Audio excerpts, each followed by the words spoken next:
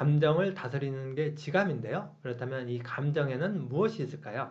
감정에는 욕심과 감정 두 가지로 나누어서도 볼 수가 있습니다. 욕심에는 크게 5가지가 있다고 하고요.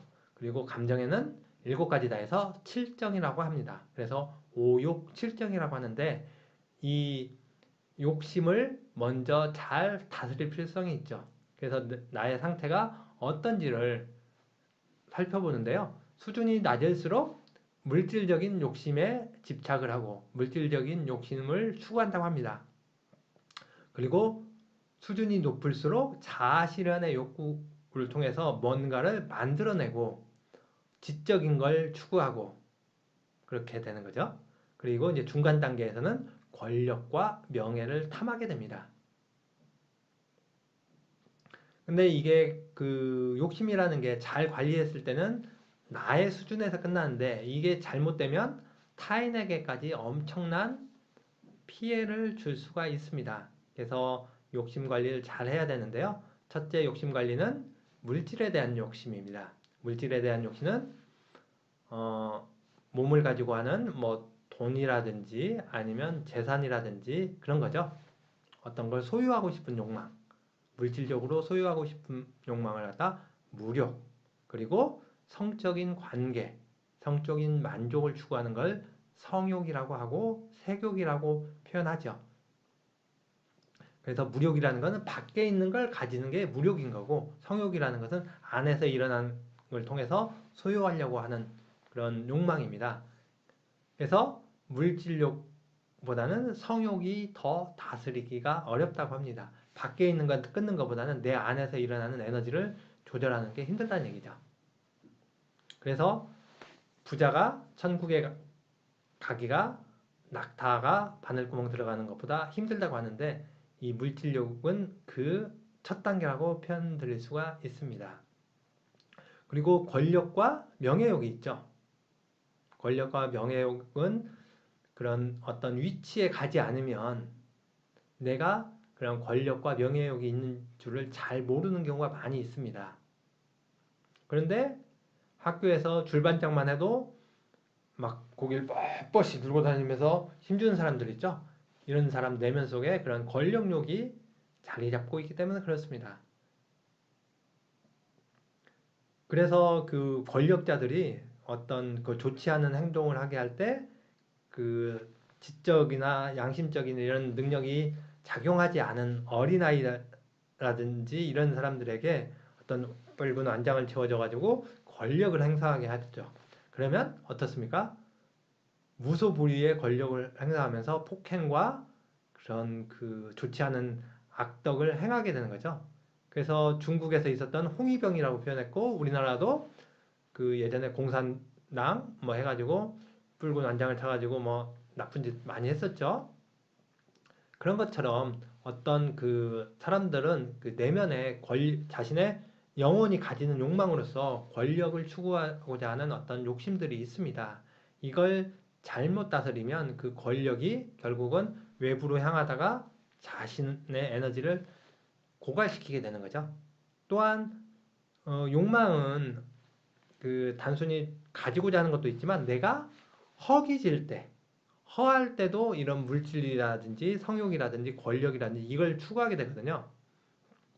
그래서 사람들이 허무할 때 그 사람의 이 무엇을 추구하는가가 그 사람의 어떤 그 영적, 지적 능력을 표현하게 되는데 어떤 사람은 허기지면 일단 먹는 걸로 채우는 분. 일단 먹으면 행복해지죠. 그래서 잔뜩 먹는 걸 최우선으로 추구하시는 분이 계시고요. 또 어떤 분들은 허기짐을 달래기 위해서 성적 욕망을 추구하기 위해서 뭐 과거에 우리나라에도 있었죠. 그 성적 관광, 섹스 관광이라고 표현하기도 하고요. 또 그 우리나라에서는 뭐 그런 경우가 안 나타난 것 같은데 미국이나 영국에서 보면 국회의원들이 국회의사당 안에서 스마트폰이나 이런 걸 통해서 그 성적인 그 포르노 뭐 잡지라든지 이런 걸 본다가 걸린 경우도 있고 그러죠. 이런 것들이 바로 그 사람의 어떤 욕망을 잘 다스리지 못해서 패가망신하게 되는 그런 상태라고 볼 수가 있습니다. 이건 지적인 능력과는 관계없이 그 사람이 가지고 있는 그런 허함이 있을 때 그런 것들이 더욱더 그 발현이 많이 되는 것 같습니다. 또 어떤 사람은 권력을 휘둘려서 그걸 갖다 그 인정받고 싶은 그런 걸로 표현하시는 분도 계시고요. 또 근데 어떤 사람들은 어떻습니까? 스트레스 받으면 책을 읽거나 아니면 그냥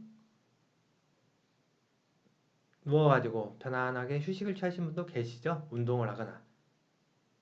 그게 바로 그 욕망을 어느 수준에서 발현되는가에 따라서 차이가 있다고 말씀드릴 수가 있습니다.